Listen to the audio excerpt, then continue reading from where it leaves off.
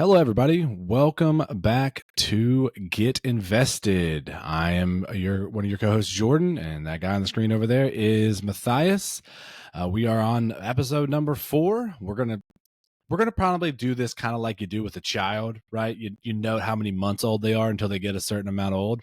Probably gonna do the same thing here. Tell you which podcast it is until we get far enough along that it seems like we can just drop it. Anyways, this is the 4th one. We're going to continue on something that we did, a theme in the same vein as we did last week, which is going more on the personal finance side of things. Today, we're going to just kind of take a broader approach to financial philosophy, direction, approaches, and then just go from there. So I'm going to turn it over to Matthias to kind of sketch the broad strokes, and we're going to jump in. Hey, thanks for the intro there, co-host Jordan. So really, I just wanted to talk kind of a general philosophy today, kind of explain why I do what I do and why I recommend things to people to do in order to get to the end goal of kind of financial freedom. And I suppose that discussion really begins with kind of the definition of the goal. So the goal to me, financial freedom being the ability to not rely on a job or anything else for your income, but to be self-sufficient, that your investments pay you or your assets pay you to fund your life, cover all your expenses, so that that's effectively what retirement is, right? Because that your pension or your 401k or whatever, and whenever you start drawing. But my goal has always been to do that as soon as possible and to help as many people get there as soon as possible, so that we're not all tied to jobs that we can either love or hate. I'd rather give people the option to, hey, your finances, your family's finances are covered. You can go do what you want. That to me is what financial freedom is. Not necessarily trying to get people out of work, because that may not be the best idea for everyone. Just sit around on a couch or on a beach all day. But the goal being to give you the freedom to decide what to do with your time, whatever your passion might be. So that's kind of my general philosophy. I think that's a really good point to make, though, right? Because first of all, I mean, not to be morbid, but the actuarial tables say that the people who like to retire and just kind of like stop, it's not 100%. good for the human body. In general, you got to be doing things. You need to be engaged. And also, I think it's important to point out that Matthias separated from the military to do this. It wasn't because he hated his job in the Air Force. He loved that. There were parts I hated. I know I'm speaking. Yeah, well, of course, every job has that. But, he got to a point where he had to make a decision, and he had the financial wherewithal to be able to make the decision to keep his family in Destin. So, I mean, again, it's not about not working. It's about being able to choose your work or choose your activity, maybe. Yeah. Although sitting on the couch for like a few days in a row it wouldn't be terrible. Yeah, I mean, if we're recording this right after the long weekend, I think there is something to be said. Have a little recharge, sit around, have a few beers, blow some fireworks up, do the thing. So what do you want to say? I was going to say, basically, what I do, the way to achieve financial freedom, the best way, in my opinion, and this is all, Matthias' general philosophy here, so feel free to disagree at any time. You too, listeners, I just won't hear it from you. We'll make sure it's on the Substack is open for put comments. It in the comments. That's right. Yeah. Cash flowing assets. That's effectively the recipe. So take your income from your job, put it into cash flowing assets that pay you for you owning them. Obviously, I've decided that real estate, specifically like multifamily apartments, are the way that I've chosen to do that. But it's the same across really any category. Buying dividend stocks. A lot of people supplement their retirement with dividend stocks that pay them regularly, and you're not withdrawing principal. You just have a big stack of money somewhere, whether in real estate, in a stock, in whatever it's in, but that's stays stationary. It may go up as things appreciate in value, it may go down, but it's still paying you money while you own whatever that asset is. And that, to me, that is the way to get there. So just all it takes is buying enough assets that the income from the asset pays for whatever it is that you want to do, and now you've achieved the financial freedoms.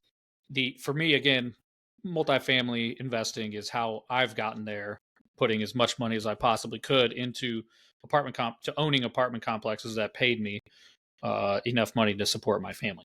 That's basically it.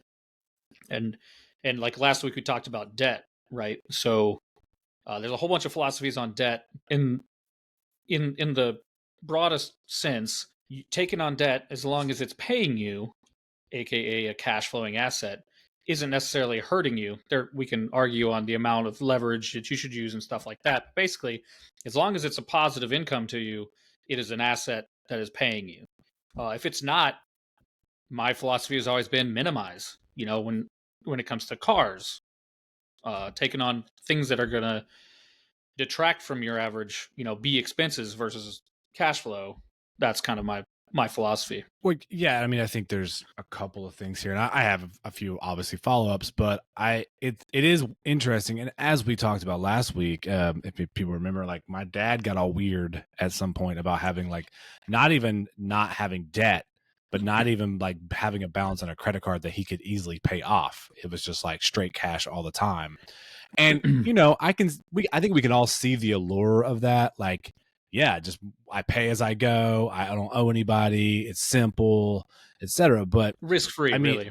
there's it's very risk free except for your debit card gets ripped off. But I I think one of the things that we do have to remember, and yes, there are ways in which these go wrong. Yes, there's ways in which people get in trouble with them, but the economy that we have and the things that we have built are there because we have financial instruments that make it possible. If we always all had to have the money up front to do anything, we would have never gotten here. Thinking about it, I mean, that's one of the biggest things that they did was make mortgages a lot easier to get, and people were able to start building wealth with being able to buy a house. Because before that was a thing, historically speaking, you had to be able to put down either all of it to buy a house or like 50%. It was you Or just weren't build going it to be able to do that yourself. unless you were certain people. Yeah, exactly. Yep. Or, cut down the trees, dig up the sod, build it yourself. Exactly. So the entire world runs on credit, and anybody who has any kind of business knows pay cycles are essentially credit, in some form or fashion. So one of the things I guess I'm trying to highlight is Matthias's point about there's nothing wrong with taking a loan to buy something that's going to accrue value and then have its own value in cash out of it. That's just basically how anybody does anything. But I guess my biggest follow-up would be probably what everybody's thinking if they're in certain positions is like, well, sure, that's simple. You just manage to buy some cash producing assets, but how do you get to the point where where do you start with that, right? Like, I mean, that's not like you just decide one day, all right, I'm going to go out and buy an apartment complex or even a second Yeah. house. Well, I think it generally it starts with the philosophy is having the mindset that that's your goal and that's what you're going to use your money for, or use X amount of your money for a certain percentage, because you're right, you can't even buy. I mean, even a penny stock costs a penny to buy, so you got to have a penny first. So but it comes with a mindset that I had early, is that I always I wanted to start investing before I knew anything about investing, and definitely before I knew about real estate investing. It was always important to me to like take a portion of my paycheck and figure out how to invest it somewhere, because I was always wasn't I hadn't refined my goals yet. I always intuitively knew that I should be investing, and I wanted to one day be more wealthy than I am today. And to me, the only way I could do that is to invest. And so that's where you start, is you start going, hey, what are the goals? If the goal is financial freedom, or an early retirement, whatever you want to call it, then you've got to start acting like you want to achieve that goal by setting aside a certain point. And probably the easiest way to kind of get started with cash flowing assets is probably like a dividend stock, or uh, fund, index fund, or something that tracks dividend paying uh, assets, basically. And again, not to get the weeds, it doesn't really matter. But the point is that as a personal goal, you should, if your goal is the financial freedom, you got to start setting aside some of your income however you can do that, and the percentage is always up to you. And the reality is, the more you can save, the faster you'll be able to invest, and the faster you'll hit those goals. But to get started, you really just have to start pulling aside something of the money that you're making as a, whatever, however old you are, from your job or your whatever income you're having. So, just out of curiosity, what was the first thing that you can remember investing in? The first thing I can remember is the military offers what's called a thrift savings plan. That's like their military's 401k. And it was back Okay. then when I joined, it wasn't a matching 401k. It was just, hey, good luck with building up some funds that you buy. Use, it was deducted from our paychecks. And so my very first Hmm. paycheck in the Air Force, they deducted that. I selected, sometime when you're in processing, I really don't even remember it. I just remember selecting yes, contribute, and I believe it was like 10%, 5%, 10%, something like that, of every paycheck that I was contributing to that. And that's the way it stayed until years and years later, when I kind of ended up swapping around my deductions, because I was doing way better. I invested less in the TSP and more personally, because I didn't want that money tied up behind a tax wall, and I could get better deductions with it. Yeah, So yeah. So I mean, I think a lot of people would say, well, yeah, I have, I have a retirement account, I have a 401k, I have a EE simple, or for teachers like me, it's a 403b or whatever, 457b, all of these different ones, right? That allow us to put money aside before taxes, which is, I mean, I'm not sneering at it, but that is a thing that a lot of people are familiar with. But I mean, unless you move jobs, or there's some certain ways you can get a hold of that money to move to a different kind of IRA so that you can actually invest in it in very pointed ways. I think a lot of people would say, well, okay, sure, I'm doing that, but that's not going to get me to where you're talking about, except maybe when I'm 65. So what's the first move you made, I suppose, outside of kind of that, yeah, take some money out of my paycheck? yeah, that's a great point. That's what I always tell people. It's like, look, I'm always going to say invest over not investing, using whatever vehicle you can to invest, whether it's behind the tax wall where you can't access it to your, 65 or older, depending on the type of account, or not. Investing is always better. But I do remember my first brokerage account that I ever set up outside of all tax, just um, uh, straight up money I was setting aside into a brokerage account uh, to save and invest on my own. Is a very good lesson in how things change as you get older. Is I called it the boat fund because I wanted a boat. So Jen and I started setting aside into the boat fund. It was contributing, X amount per month. I don't even remember, and we just kind of set it in there. And I was invested in like index funds, probably Vanguard or something like that. No, wasn't even Mhm. into individual stocks at that point yet. It was just basically, hey, I want this money that I have now to start growing into more money later on. So I wasn't even concerned with dividends then. Uh, it was much more growth. I just wanted to grow the money as fast as possible so that I could buy a boat. And I ended up buying apartment complexes, using it to buy a portion of an apartment complex. So that'll show you that my priorities changed. But that's the first one that I Right. remember setting up kind of outside everything tax wise. So you just bought into an index fund that had holdings in lots of different things. You let somebody else choose.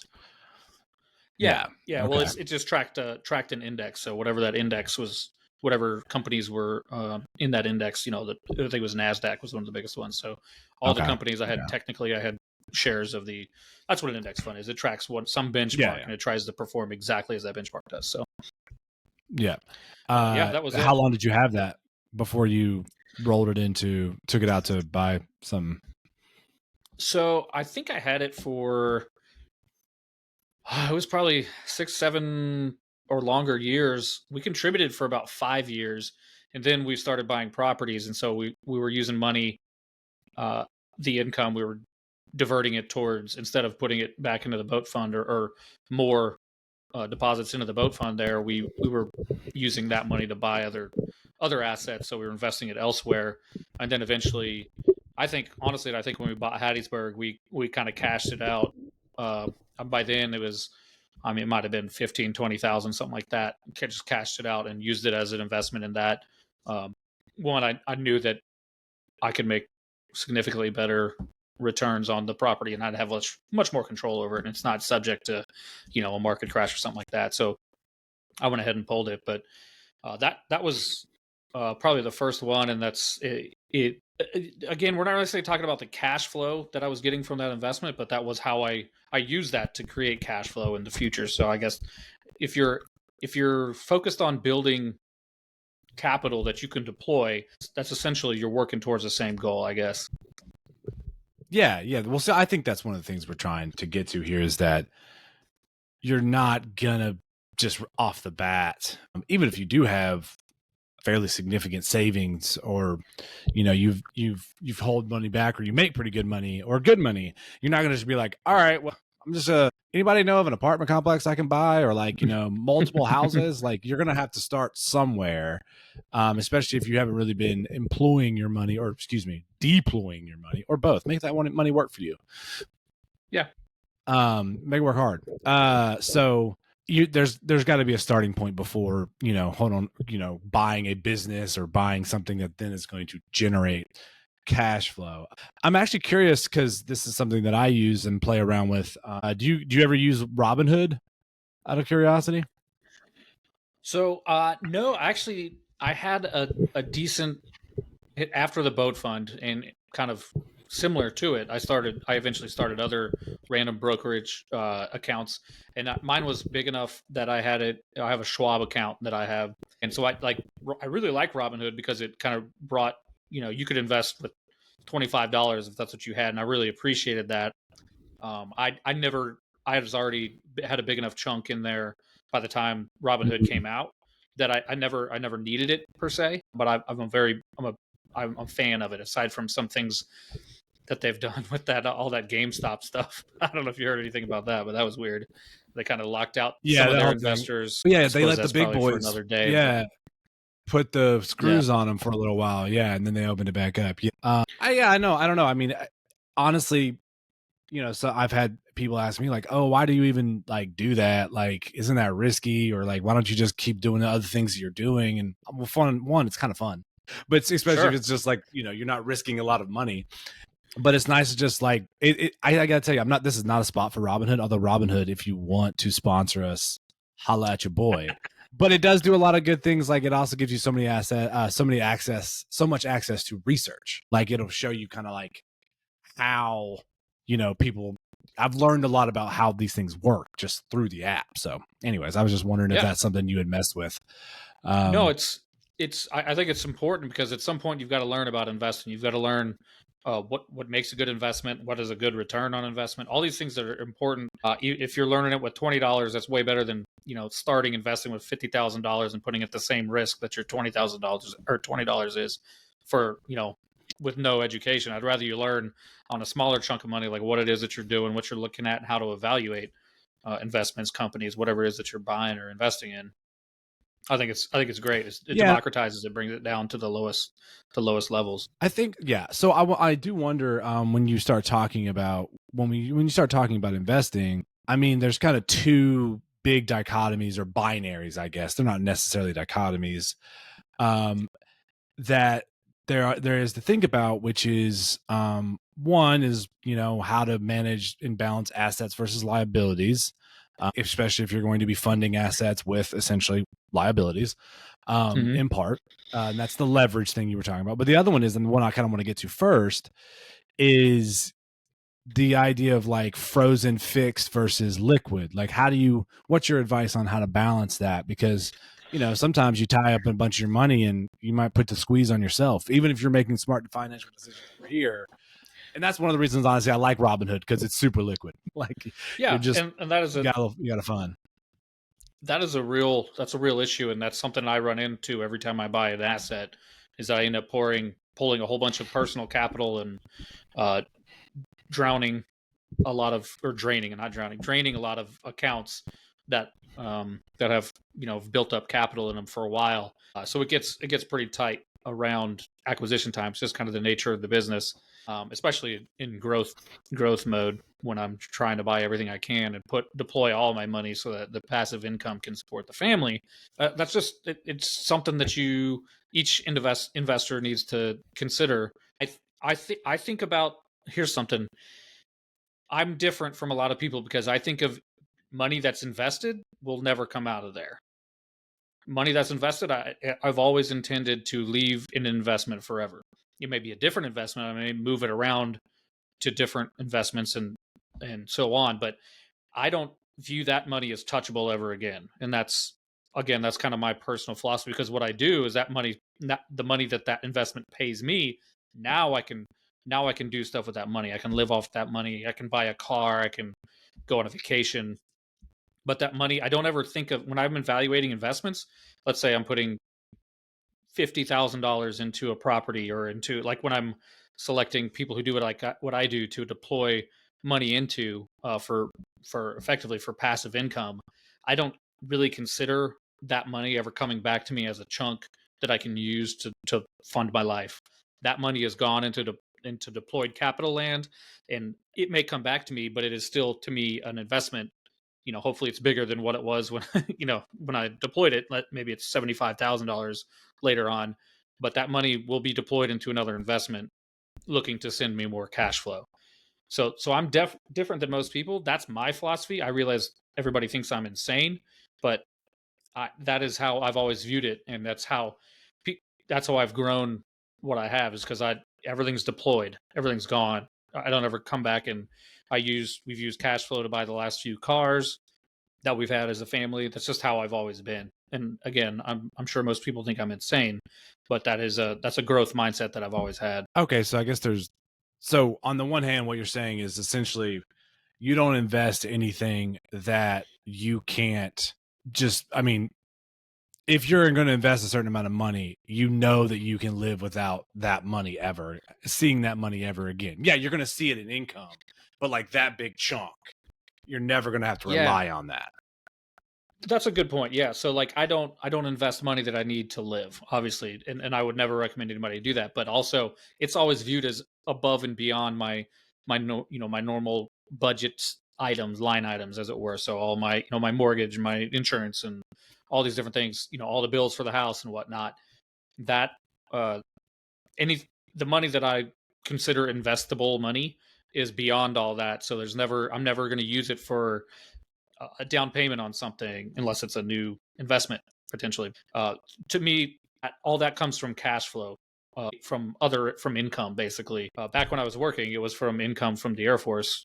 There was income from investments that we basically reinvested everything in while I was still in the Air Force. But I did have extra income from the Air Force that I would use, for doing all sorts of different things. But then a portion of that was always for investing, and it's always once it goes into the investment bucket. To me, it stays in the investment bucket, and I don't put it in there unless I can put it in there. Yeah. So, I mean, is there are also the more liquid assets, right? I mean, it is a thing, including stocks in a lot of ways. I mean, Mm-hmm. do you have any kind of like percentage balance that you like to think about in that, or it's just kind of go by feel? I go by feel. I do have a certain percentage. I'd have to think really hard and do some math to tell you what it is right now. It's not. It's pretty low right now. I don't have a ton of optimism about the in the near future for the stock market. Not that that really drives me a lot because again, once it's deployed into the investment bucket. Um, I guess my answer would always be it depends on what the goals are and what if you're looking at quitting your job and you may actually have to live off an emergency fund for a while, you need to have that as near cash as possible. So like right, for instance, I've had Yeah. some serious medical bills for one of my kids that uh, I needed medical hospitals and helicopters and life flight, all that isn't paid for. They need cash, as it turns out. So, uh, I had to have liquid cash to do that. So, the most liquid is always the first to go. So I tend to have cash on hand, but then I also have brokerage, like I was talking about, my Schwab account that I could, in a Yeah. a real emergency situation, I could liquidate and in a matter of days, probably. So that is important to Yeah. think liquidity. Yeah, of course. There are stages to liquidity as well. So let's talk about the other one I brought up, the assets versus liability. Like, what's a kind of general rule of like not getting over leveraged, not getting overextended? What is it that you look at when you know I know we're talking about bigger projects than what we're probably speculating for the listener, but the principles still remain the same. I mean, for instance, you could talk about it as in real numbers about the first house you guys bought, right? Because you said, "Oh, we started buying property, so we moved this boat fund to this." I mean, I'm assuming that's when that kind of came into play when you guys bought that one house, that first house. Yeah, I mean, sure, If we kind of had if discussions you about it. follow, yeah, if you follow Matthias on LinkedIn, you've seen a really goofy picture of him trying to measure a plant growing in the gutter of the house. We had a tree growing in the gutter, and it was significant. Yes, the we kind of had a philosophy develop over time with that specific house too. So we bought it with we might have put 40% down on it. It was a $65,000 house, and we had some savings, so that we were actually looking to figure out how to invest. We might have put 25,000 or something down on it, but we were terrified of having extra debt. We didn't. We were like, what, you know, we were terrified essentially because Dave Ramsey was super popular, so I'm a low risk guy, even though it may not seem that way. So I was terrified of having an extra mortgage. So we ended up like we bought it, we fixed it up, we put renters in there, and we paid it off like within a year. In because we were just terrified of holding a mortgage. But then once I did a lot more studying, I kind of realized that no, if the debt's paying for itself and then some, that to me is a with significant enough margins, that to me is a safe investment, and it's a good deployment of debt towards an asset. So we ended up refinancing, pulling a whole bunch of cash out, and still keeping the margins where we were making significantly above the monthly expenses and mortgage payment and everything on the house with the rent that we were getting from the house. So um, I think the rule of thumb is basically, does it cash flow? And there's a lot of things that go into it. Like you say, okay, does the rent cover the mortgage?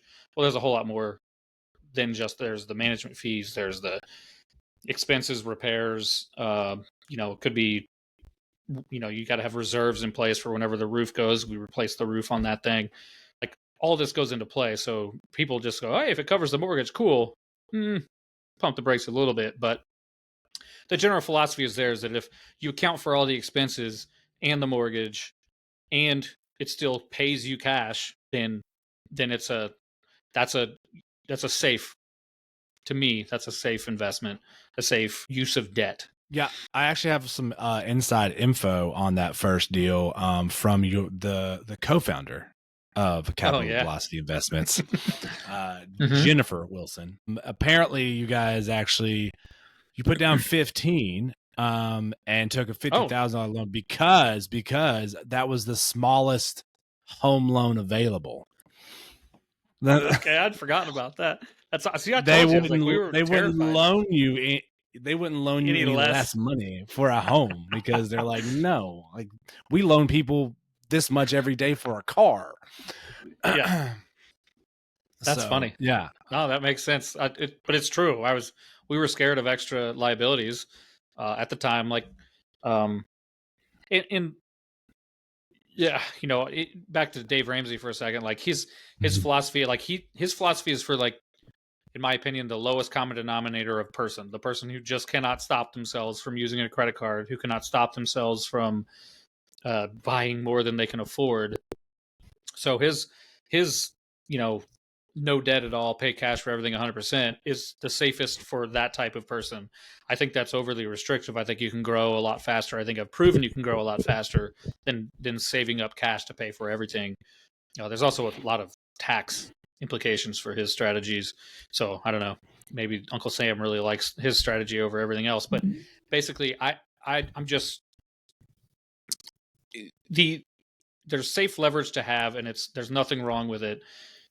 We can talk about car loans, that's something else, but basically, if you're buying a cash flowing asset with leverage, and you're doing it smartly at fixed rate loans and at a healthy loan to value where you're not like where you have equity in the property or that you built with a down payment.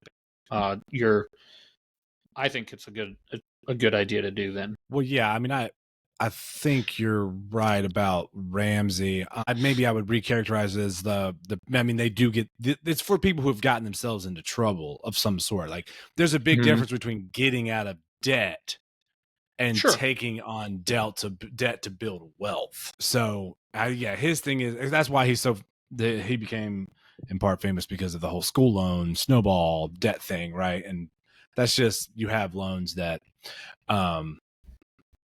that you just need to get rid of them, or not even just loans, but like debt, yeah, like credit card debt or Sure. these. You're right. It's for people who, you know, this just makes it very clear to them how much money they do or don't have. You know, these days the kids. There's a joke that any cash that you have doesn't actually count. This is interesting. Yeah. Now, listen, I didn't come up with this term, isn't it? but yeah, listen, I didn't come up with this term, and I heard plenty of female students using this term, but they called it girl math. Whereas if you have actual cash money, like greenbacks, that doesn't actually count as spending because it's not in your bank account. It's already out of your bank account. Because in their mind, everything is so digital that anything not in that space is like extra. Thought this is a little off topic, but I thought it's interesting. It's already spent money. Exactly. Like there's no way to put it back in the bank. It's a physical thing. How do I put this back into my computer? I can't do that. So I have to spend it. That reminds me of the banana stand in Arrested Development, where maybe is there's always money throwing away banana, taking $1 and throwing away banana. Yes, like I don't think do your works math like again. You think it does. He's like, you need to do your math again. I mean, that is one thing. I see their point. I see what they're saying. Because it's all, for one thing, it's probably a hassle getting that money. Like if you have it in cash, getting it into a bank and putting it back on the digital is kind of annoying. You can't like put money into an ATM. Oh, actually, you can some now. They can deposit into them. Yeah, some of them you can. But no, I mean, honestly, I think we all have that moment where it's just like, okay, I got some cash. Like, yeah, it's just easier to spend in some ways for sure. But I thought that was so funny. Especially when I heard I'm talking about my AP students, like, oh, that's girl math. I'm like, there's so many things wrong with what you just said. Where do I start? I think as long as I have no problem with it as long as you're not spending it because it's already spent in cash, but then continuing on to spend with your cards or whatever on the normal things. If you use the cash for things that you were going to spend, okay, fine, that's cool, but don't double tap. That's the banana. We're back to the banana and the dollars. You're taking money from that you've already pulled out, and you're spending and throwing away goods. Yeah, exactly. So that's throwing away with both hands. Yes, exactly. Well, so there's one thing that I brought up school loans, and I think this is an interesting thing that maybe I don't know, maybe this is my own bugaboo, but like would reorient some people in the way that they think about things. I have a little bit of school loan left from the PhD, and theoretically, I took on debt for an asset, right? Like that asset being education. Sure. So I think a lot of people think about their school loan as like done and gone. They spent that money, it's over. Where in reality, it's like, no, it allows you to make your cash flow as you allowed you to get the job that has the income. So is it paying for itself is the real question. 100%. And that should go into my argument as always that, hey, there's nothing wrong with taking student loans out if you're going to use whatever you're getting, whatever degree you're paying for with this loan, as long as it's going to be, like you said, an asset. If it's just something you're going to learn something that sounds interesting or to go get married or whatever it is that people do when they don't have any intention of being in a career or not learning anything that's useful to getting to a career, which there are degrees out there like that. I think it's a liability. It's not, you're not funding an asset to you. So that's my, I hear what you're saying and I agree. Mine, in a way, I got a history degree as my undergrad, and that's useful to 0 people on the planet, including me. But I was getting it was using ROTC to go. I knew what my job was. I needed a degree. They didn't care what it was in, and I ended up enjoying learning about history. But I had a plan, so I knew. I mean, I paid out of state 4 years to KU. I took on a bunch of student loans. I didn't have anybody to help me with that. So I mean, I definitely had student loans, but I knew that I could, and I was aggressive after I got out with paying those off. And actually, I paid my last one off the year we bought that first house. Well, I might push back a little bit on that. It's useful to zero people for a lot of reasons, not only just because of historians exist, but because there's a lot of jobs out there now that you need training in soft skills and analytical skills, and a lot of humanities degrees, if you do them correctly, will give you those skills. Like I got my job doing consulting right out of school with the English and poli-sci degree. Now, the people who were like sitting in the back or skipping class and not paying attention and couldn't write and couldn't think and just like got through Carolina with like D's with an English or a poli-sci degree, yeah, they're not getting the job. But again, that goes back to your point. Like, are you doing it with a purpose of some sort? I gotta say, I think more than it's less about getting the wrong degree and more about either doing it wrong, or a lot of people, they may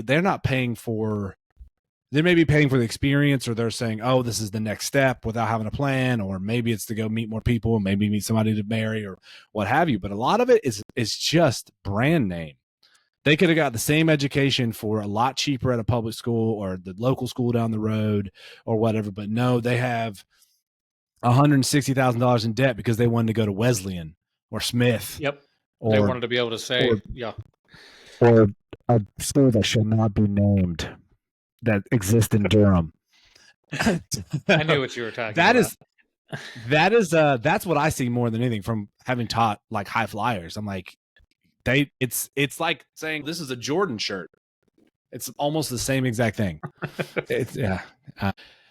Anywho, speaking of liabilities, my shirt is just a representation of a liability on my life, even though technically they have lots of assets. But I think that I think to wrap up here, you have to think about assets in a nimble way. There's lots of different ways for something to be an asset and to think about cash flow. It doesn't have to be apartment complexes. It doesn't have to be any given thing. It's how are you going to make money with money?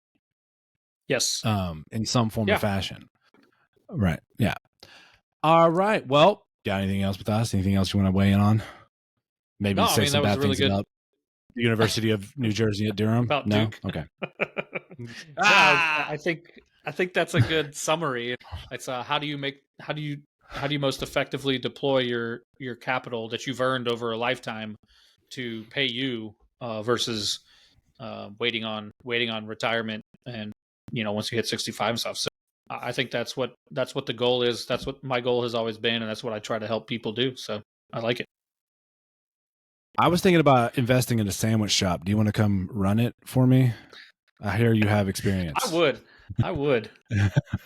For a minute. I'd do it for like a week. Until I got tired of eating all the sandwiches again. Yeah, memorize the menu just to show off, and then, bounce. Yeah. All right. Well, that's going to do it for us this week on Get Invested. Hope you guys enjoyed our conversation. And yes, if you want to disagree with Matthias, feel free to make that known on the internet, whether he can see it or not. It doesn't really matter to me. We appreciate you guys hanging out with us, and we hope you'll be back next week. Y'all take care.